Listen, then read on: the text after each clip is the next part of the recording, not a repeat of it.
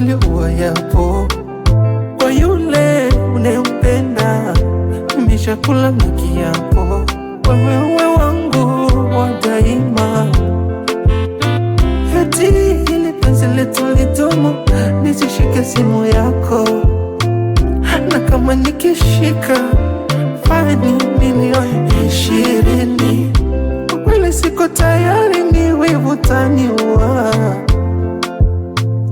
Na jinsi ninavyokupenda, natamani uwe wangu wa peke yangu.